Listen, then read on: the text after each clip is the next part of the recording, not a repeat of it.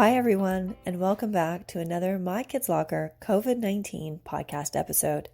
I'm so glad that you've joined us today, and this is an awesome opportunity for you to learn about a wonderful empathy tale called The Forgiven Prisoners.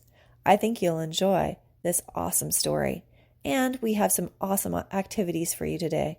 Well, without further ado, here is part 1 with a mindful moment. Part 1. Are you comfy? Are you cozy? Well, get ready to listen.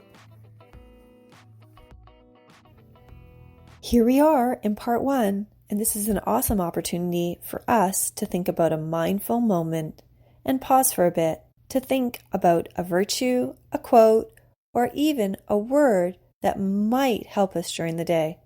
Today's quote is from Abraham Lincoln. Abraham Lincoln was a president of the United States, and this is what he said: "In the end, it's not the years in your life that count, it's the life in your years." I'll say it one more time. In the end, it's not the years in your life that count, it's the life in your years.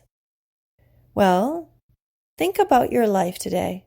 Think about the wonderful, joyful opportunities you have and the people around you that love and care for you. I hope today you will remember to be joyful and appreciate the day, the hours, the minutes, and even the seconds.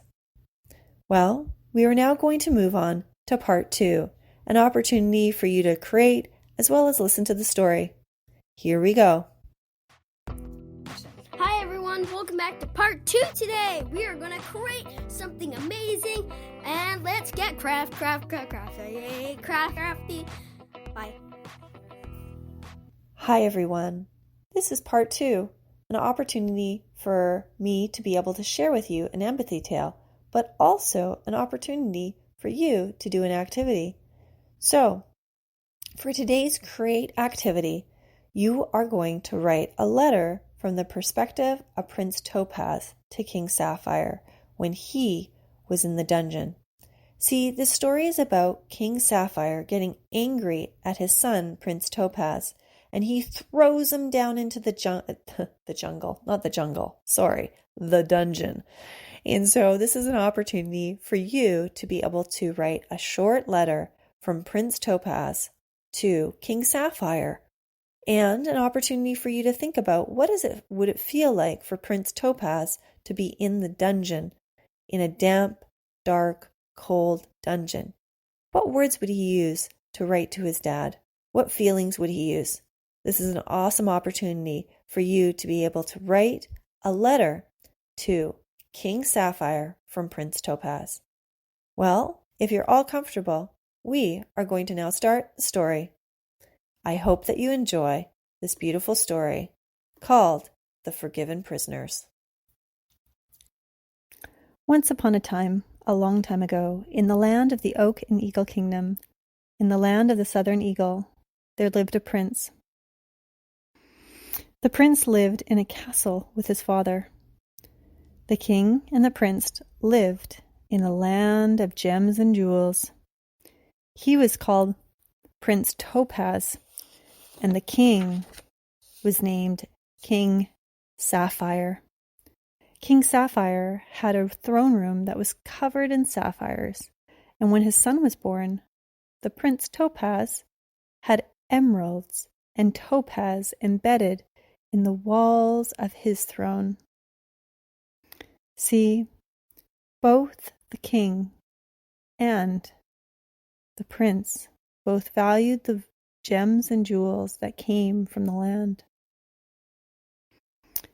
King Sapphire and Prince Topaz lived together in a very large castle on the side of a hill.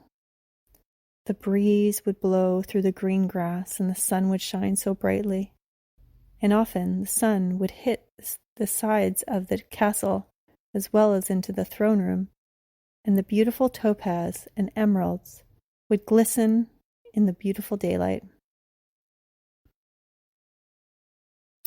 Unfortunately, the queen passed away when the prince was at a young age. Her name was Queen Diamond. The father was left to take care of the prince.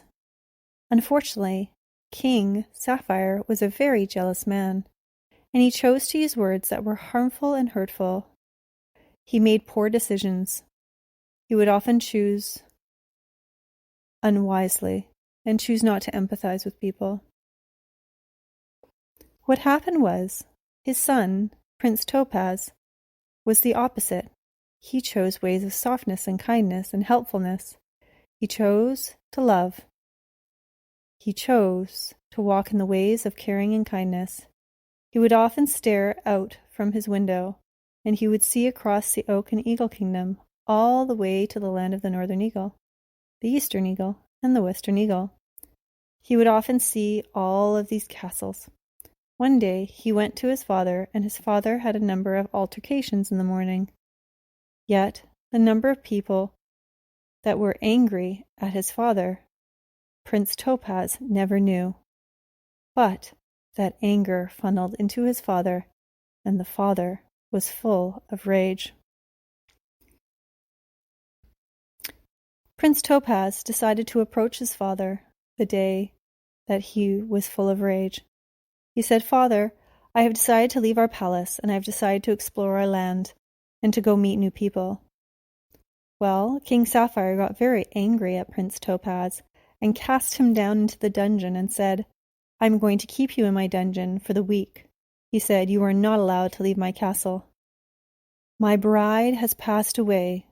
Queen Diamond was my gem. You are my treasure as well, and I cannot let both leave my hands. I will leave you in the dungeon for you to think about your decision about leaving, and my hope is you will change your mind. I think that you will decide to leave. You will leave eventually, and I understand that. But at this time, you are young, and I think that you should stay. Please consider wisely whether it's good for you to leave. So for the next week, I want you to spend time in the dungeon." Prince Topaz laughed. He said, "You're not serious, father. You're not throwing me down into the dungeon?" King Sapphire started to get angry. His face turned red, and the tension in his shoulders heightened. King Sapphire said, "You want to leave me because you don't like me and you hate me." Prince Topaz fell on his knees and said, "Father, I have never said that. I have never said that I was leaving you because I don't like you. I'm planning not to leave you because I don't like you. It's because I truly want to explore the land and go see other things." King Sapphire began to raise his voice. "Son, go down to the dungeon. I command you." And Prince Topaz became upset, said, "Father, I don't want to go down to the dungeon." But King Sapphire turned to his guards and said, "I demand Prince Topaz to be thrown in the dungeon for a whole week." So Prince Topaz was grabbed by the arm and forcefully put down into the dungeon for 1 full week. When Prince Topaz arrived in the dungeon, it was dark, it was damp. It felt like someone's cold hand was running down his back. And it felt like 1,000 spiders with hundreds of spider webs in his mind as well as around him. It was a cold, damp place. And as he went into the dungeon, he crawled into a corner of the room. Soon he realized in the room there were 4 corners, and he had crawled into one corner, but there were 3 other corners, and there were 3 other men in the dungeon. The first man came out into the light. He was an elderly man. He looked impoverished. He didn't wear very nice clothing. He didn't have any shoes, and he looked like he hadn't eaten in a long time. Suddenly, the second person came out of the shadows. He was a boy. He looked like he was 16, or around then. And he was very young, and he looked at the dungeon, almost dazed and confused, but there was an extreme sadness in his face that the prince could not put his finger on. He had been crying for days, and you could see the weariness in his face. The third man was a middle-aged man, yet his hair had grown white and straggly. You could see stress had been on his face. His eyebrows were thick, his hair was knotted, and all three men sat in the same dungeon with Prince Topaz. Emerald sat there. Sorry, not Emerald. Prince Topaz sat there, and he began to think of his home above the dungeon and how beautiful it was. But then he realized he was in the dungeon for a whole week. He began to look at all the men, and all of them were silent. Suddenly, Prince Topaz looked at all three of them and said, "Help me understand why you three men are here." The elderly man spoke first. "I am very poor. I have stomach pains, and I don't know where they come from. The only thing that suits my stomach pains is bread. And a couple days ago, I was in the village and realized I had no money, but my stomach pains were paining me. I also have a wife at home who does not walk, and she is bedridden because of sores on her legs and on her back.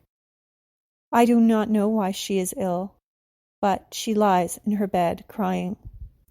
I also know that she needs bread to eat, to stay alive. I didn't have enough money, and I stole some bread so that I would be able to feed myself as well as my wife who is ill. I was caught, and because I was caught, I am now in this dungeon, and will stay in this dungeon forever." The man began to weep. He said, "I haven't seen my wife. I was taken from the streets, and I do not know where she is. I hope that my neighbors care for her, but I never was able to say goodbye to her." He slowly backed into the deep, dark shadows, as if he was crawling into a cave that he had come, that was full of the shadows of his past and the agony of his future. Prince Topaz's heart broke, and he turned to the young boy.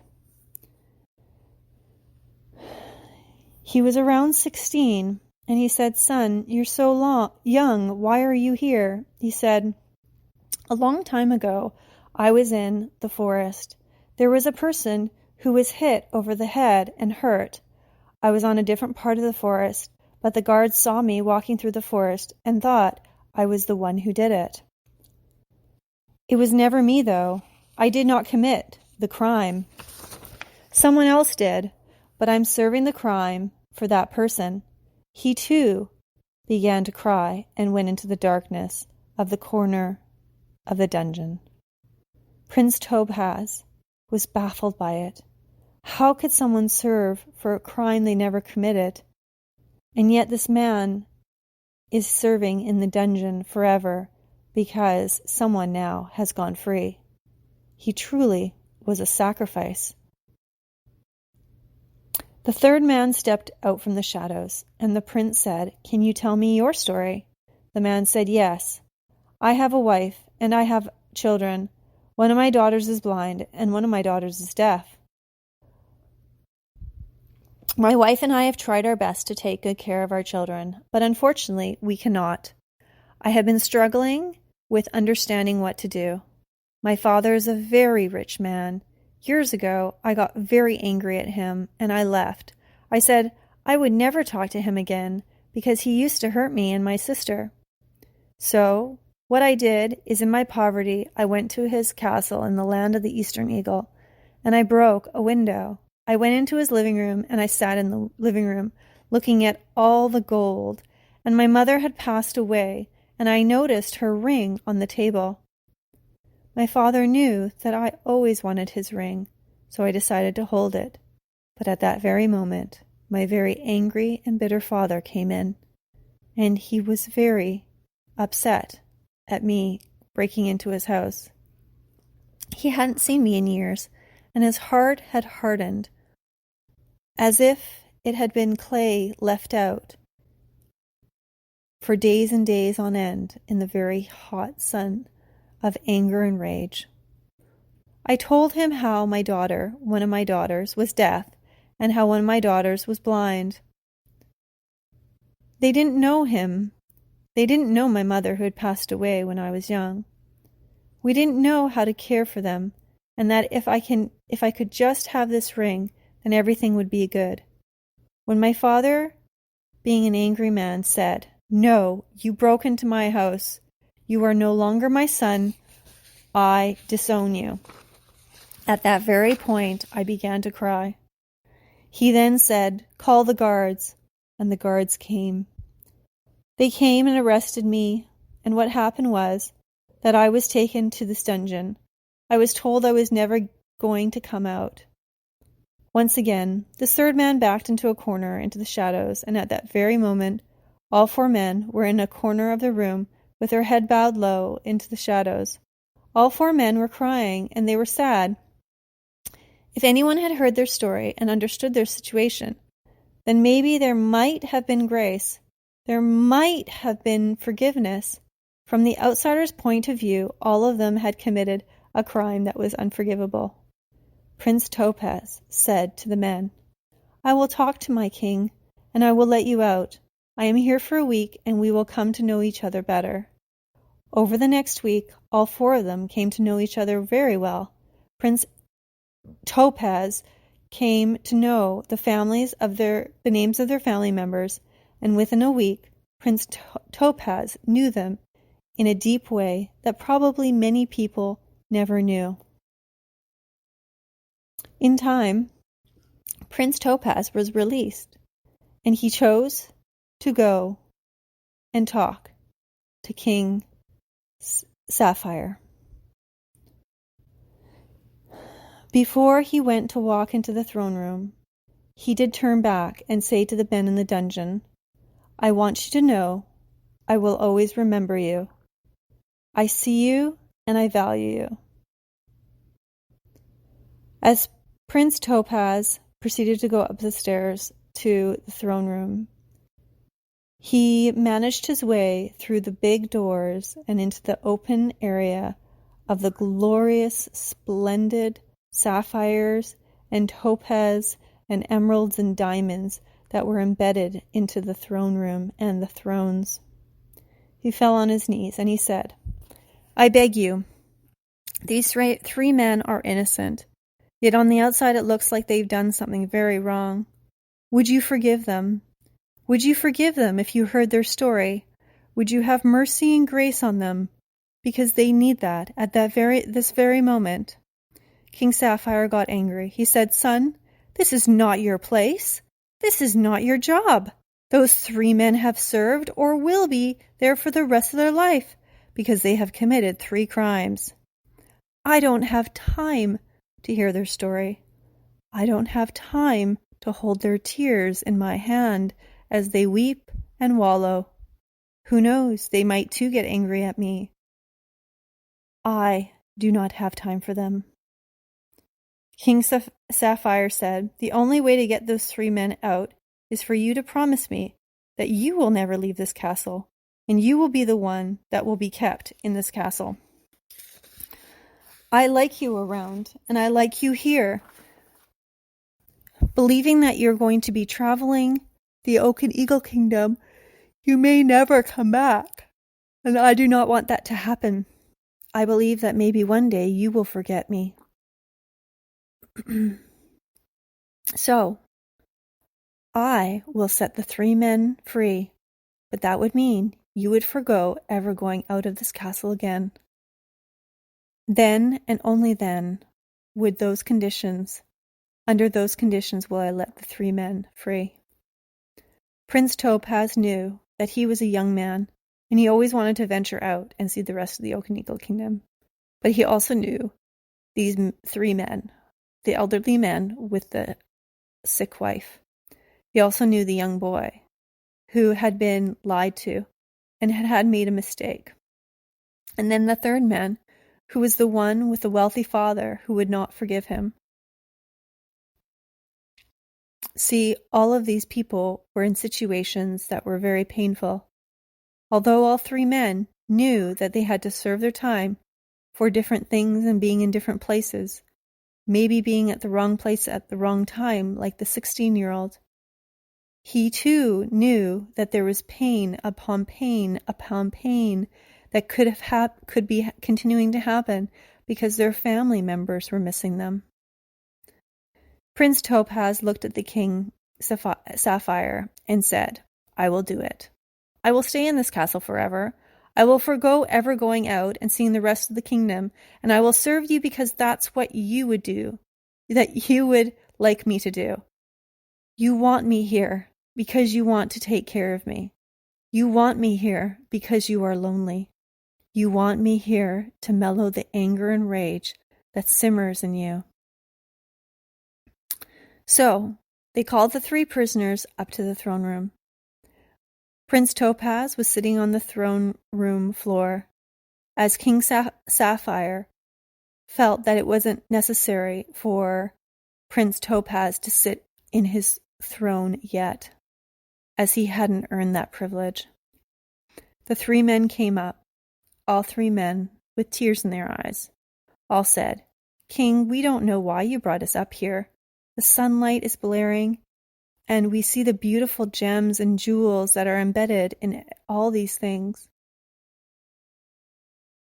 But we don't know why you have brought us up here. We are to serve a lifetime in the dungeon."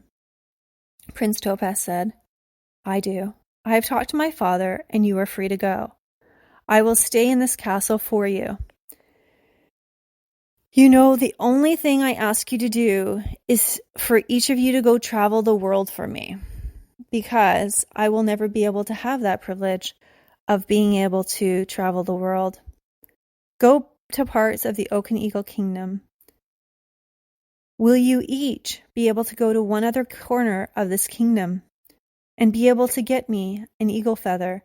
And once you bring it back, then please, I will take each of those eagle feathers from each of the other lands, and I will put them on my throne room to remember you and to always think about you, because those are so much more precious than all the sapphires and emeralds and diamonds that are embedded in the walls of this castle. Come back and tell me about the beauty in the other parts of the kingdom. Draw me pictures.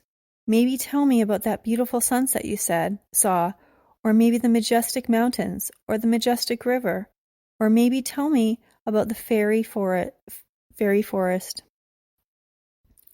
Prince Topaz turned to the elderly man and said, "I know that your wife is ill, and I know that she would want to see nature again. When you go into nature in other parts of the Oak and Eagle Kingdom, would you please write music that you hear in other parts of the land?" The elderly man started to cry. He said to the young boy, who was convicted of a crime he did not commit, "Would you do me a favor? Would you travel the lands, and would you pick for me all the exotic plants and flowers and bring them back? Plant them in my garden so I will be able to see them grow." And that was Prince Topaz talking to the young boy. Then he turned to the last man, the man who had a daughter who was deaf and a daughter who was blind and who had no riches. He said, "Would you ask your daughter who is blind to listen to all the beautiful birds, and would she please create music from them, with her stringed instruments to mimic them? The daughter who is deaf, would she look and draw pictures that are beautiful, such as a beautiful flower or your home? All these little gifts please send to me over the years, so it will remind me of the beauty that you see that I may not be able to see. I will give you an abundance of money to be able to supply to you, and you will no longer be poor.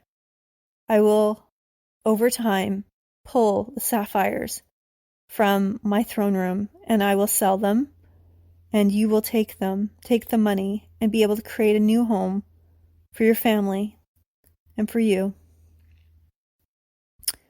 See, I would have had money to travel, but now it is yours. All three men had tears in their eyes, and they looked at each other. They believed that this prince, the Emerald Prince, had truly made a sacrifice to make them live again. From that point on, they lived their lives to the fullest. Prince Emerald knew that he had given them life beyond what he would ever have. The three prisoners left the castle and had full lives with their families. They fulfilled all the desires that Prince Topaz wanted them. And over time, they knew that all the diamonds, the emeralds, and all the different precious stones from the throne room, and so from the throne that Prince Topaz sat on, was soon whittled away because of the gifts that he gave the three men in the dungeon. See, in the Oak and Eagle Kingdom, it is such a beautiful land.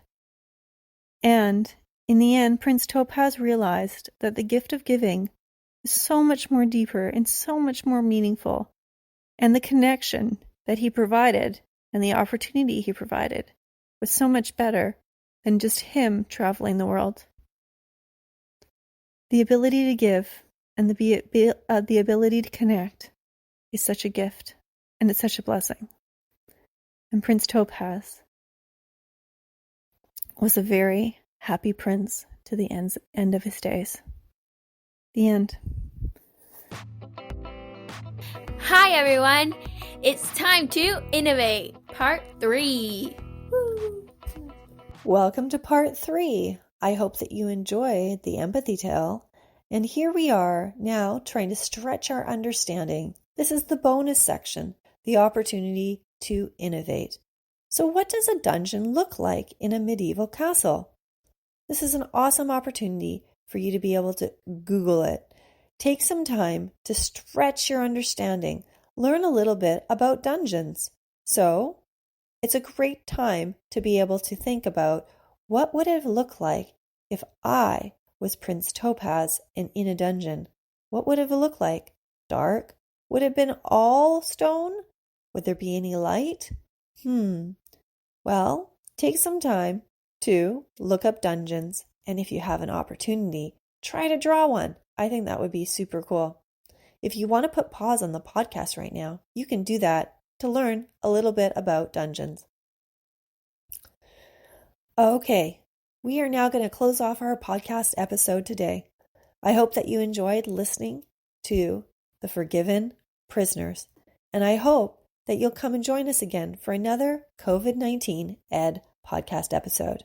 Until next time, less screens, create. Oh, whoops, gotta say that again. Until next time,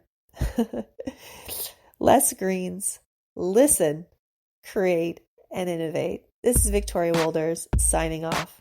Take care.